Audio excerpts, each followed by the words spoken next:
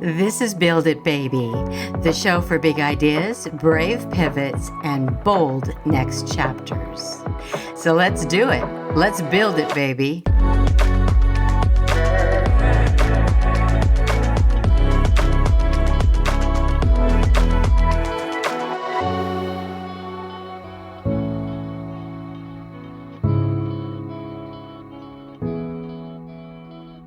Welcome to Build It Baby. I'm Penelope Bent, and today we're talking about two words that have stopped more dreams in the tracks than most anything else. Business plan. I know for some of you, just hearing that makes your shoulders tense up. You picture binders and spreadsheets and financial projections, marketing strategies you don't yet understand, and suddenly the thing you were excited about feels heavy, overwhelming, maybe even impossible. But what if the business plan isn't supposed to intimidate you? What if it's supposed to support you? So today, we're rewriting the rules. So let's build it, baby. Okay, so let's clear something up right away. A business plan is not a binder.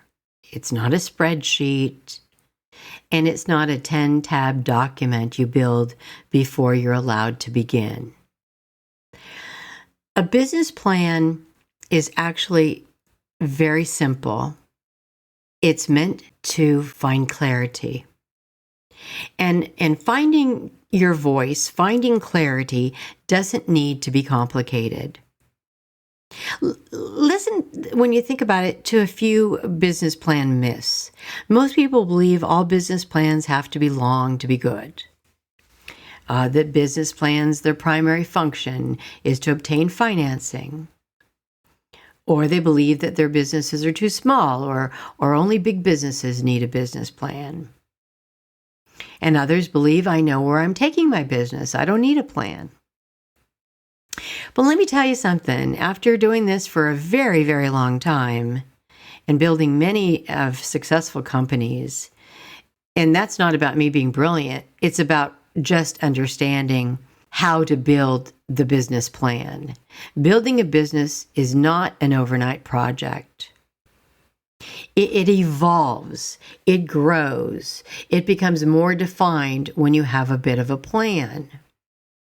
So today I want to approach the idea of creating your business plan. I want you to think about creating just a one-page business plan, the Build It Baby way. It's simple and yet it's effective. Not as a formality, not as homework, but I want you to build a one-page business plan as a clarity tool, a jumping off point, an idea building tool, if you will. Because here's the truth. Most people don't fail because they didn't have a plan. They failed in business because their plan was too freaking complicated. They never used it, or it was too overwhelming, and they never even wrote the damn thing to begin with. And here's the important piece. A business plan is not meant to impress anyone.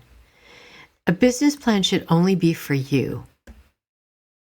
Now, it's entirely different if you're looking for funding, but I'm talking about just getting going, just in the beginning when you're putting your idea together. It's just meant to support you, to help you create a roadmap, to help you with the direction, which, by the way, most likely will change 1 billion times before the finished product makes it to the marketplace. At least that has been my experience. Businesses evolve. The real need of a business plan, at least in the early stages of your build, is to simply help you find your voice. Get your ideas out of your head. Get them on paper. It begins to narrow your focus. It definitely reduces confusion and that overwhelm that so many new business builders experience. It limits the fear, the anxiety. And believe it or not, A simple one-page business plan, it helps you make decisions because you're asking yourself questions and answering them. And that right there gives you a launching pad.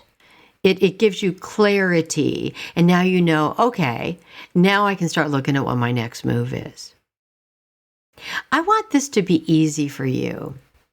If the task of creating your plan overwhelms you, it's never, ever going to help you. And if it lives in a folder, you'll probably never open it. That means it's not working for you, babe. You're not living with it. You're not breathing it. It's not part of you if it's tucked away in a desk drawer or a file cabinet in a folder. A good business plan can fit on one page, and it can also fit in your life. So here are the questions I'd like you to consider as you're putting together your business plan. And we're going to keep this really simple, and there's a reason for that. Let's start with the most important question, the one people always rush past. And it just seems so obvious to me. But I cannot tell you how many of my clients, they are stumped when I ask this question. Who do you want to help? Who are you here to serve? Now think about that for a second. And try to zero in on your purpose. Because I'll tell you something, it's very personal. Because the big word here is your purpose. It's your reason. It's your passion. This, babe, is your mission. So ask yourself, what's my gut thing? What's my thing that will help others? How am I wanting to serve them? Establish that. Think with that a bit. Just because it's a one-page plan doesn't mean you have to write it in one day. But ask yourself that first question and then chew on it a bit and then write it down at the top of your one-page Build It Baby business plan. Number 2, what is the problem that your product or service is solving? Are you making life better for some? Are you making a product that makes it easier, faster? Is it an old way of doing things, but your way is much more efficient and works better in today's marketplace or in today's world and what folks need? You have to ask yourself, how is that product helping the person? So what problems are you solving for them?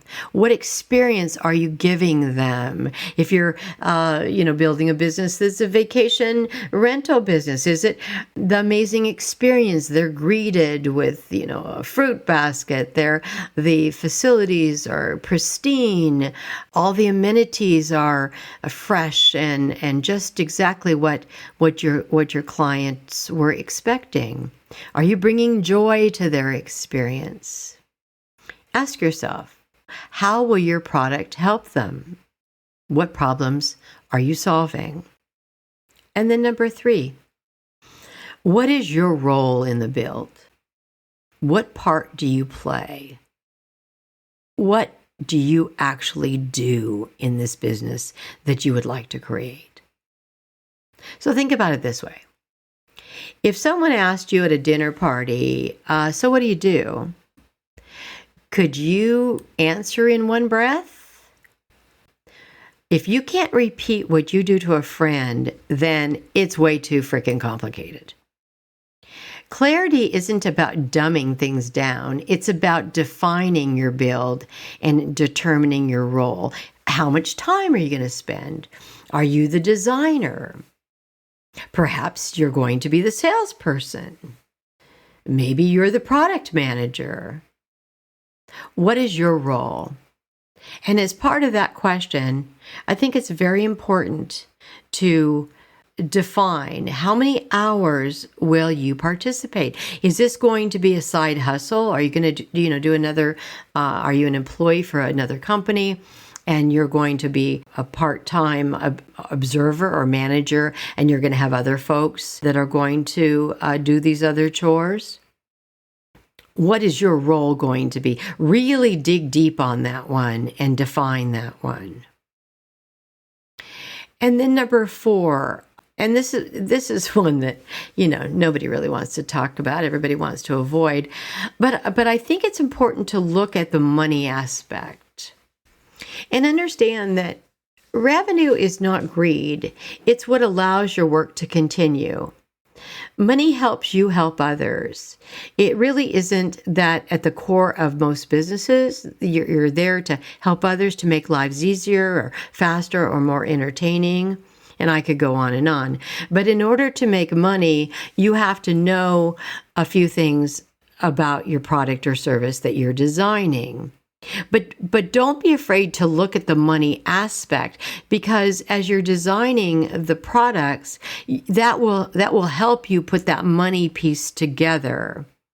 How much you're going to be charging for it. So under the money category, I think you have to ask yourself, what are you selling? What is that product going to be defined? How much are you going to sell it for? Is it a service or a product or a program? Or is it a combination of all of the above?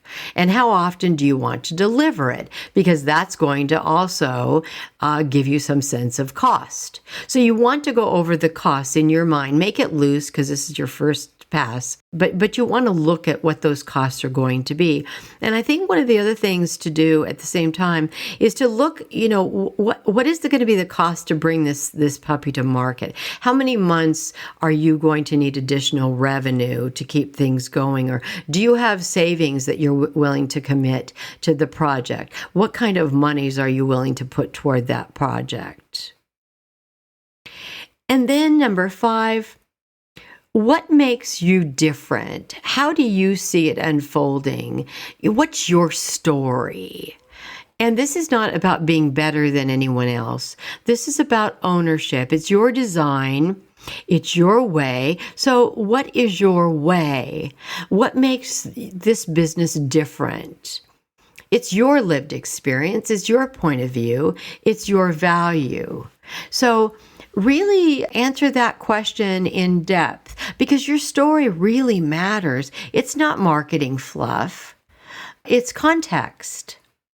This is where your soul belongs on the page. This is where your unique way of doing things, creating, establishing the product or service, that needs to come from you. And how are you planning on reaching your customers? That's number 6. What channels are you considering? And it's not necessary to pick all your social media platforms from the jump. If you've got an online business, you want to really start with creating your storefront, your website. You want that to be perfect and beautiful and express to your clients what you're selling. And then you can look at your social media platforms, pick a couple of them, maybe 2 or 3. What's your bandwidth? Do you really want to hire a marketing team, or can you handle some of that yourself? So, really look at that piece. How are you planning on reaching? Just sketch out some ideas for how you're planning. You can always dig deeper into those ideas, but at least get that on the one page, what the first ideas would be for how you're going to reach your customers. What channel is it? Is it going to be on a YouTube thing? Are you going to do public speaking at engagements and meet your clients that way? I mean, there's a whole list of ways you can meet your clients depending upon what your products and services are. And then number 7, finally, the most important question of all. Once you get your first page written, I think the big question is, what's your next move? That 1-page business plan, that should give you a jumping off point. It's not the whole plan. It's not the 5-year vision. It's just one step, one decision, one experiment. Because building your business doesn't come from thinking longer, or comes from moving gently forward. Building a business is like nurturing a baby. It grows all on its own. It evolves. Your ideas change from day to day. But if you have this on your first pass at your plan, you'll rewrite that plan, I'm sure, many times. But if you can get most of that data down, then it'll give you a sense of feeling ready. Instead of waiting till you're ready, you can look at it and define it and get the clarity that you need. And this one page, it will give you that bit of faith to take the next step. A business plan should bring relief, not pressure. If it fits on one page, it'll fit in your life. So here's the part where I tell you exactly what I know. These are my knowings, the things I no longer question because they've shown themselves to me again and again. Not from a book, but from building, getting knocked down, getting back up, and doing this work in the real world. Okay, here are my knowings. Number 1, I know that if I can imagine it, I can create it. I need to see it to make it happen. And number 2, I know that somewhere, some way, my questions will always be answered. I just need to ask, and most importantly, I need to listen. And number 3, I know I have a divine urge within pushing me forward toward all of my goals and all of my dreams. I know that power was a gift that I received a very, very long time ago. So those are my knowings. Okay, it's time for our listener question. So here we go. This is from Alyssa in Oregon. What is your least favorite part of being a business owner? Well, Alyssa, thank you for the question. And I'll tell you, from the very beginning, my least favorite part, and this will not surprise anyone, I think it's probably part of many builders' least favorite, I just had a terrible time regarding money. I really didn't want to look at that piece of it. I like all the creative pieces, the building of it, the designing of it, the picking the locations.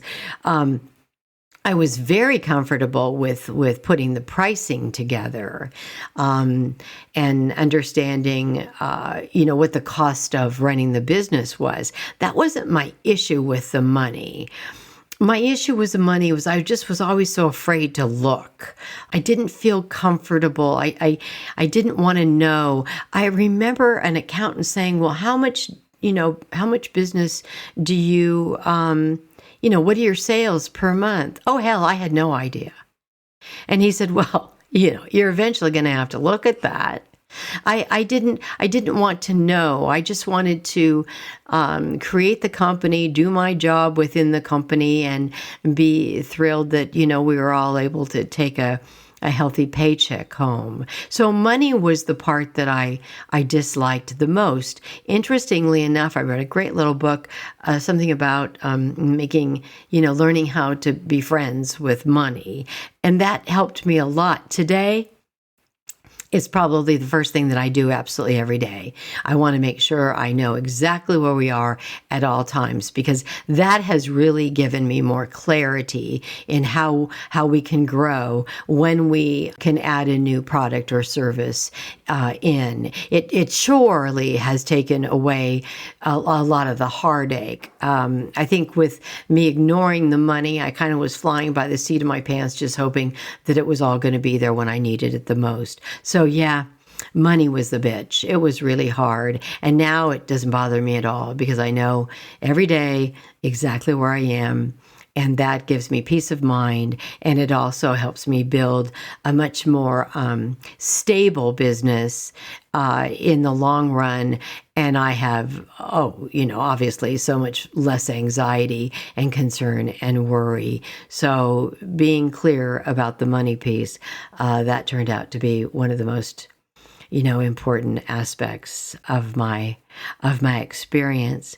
But I don't think I have too many parts of the business that I'm not thrilled with. I think most business owners, we love building businesses. We love being business owners. I don't think we do it if we didn't love most every aspect of it.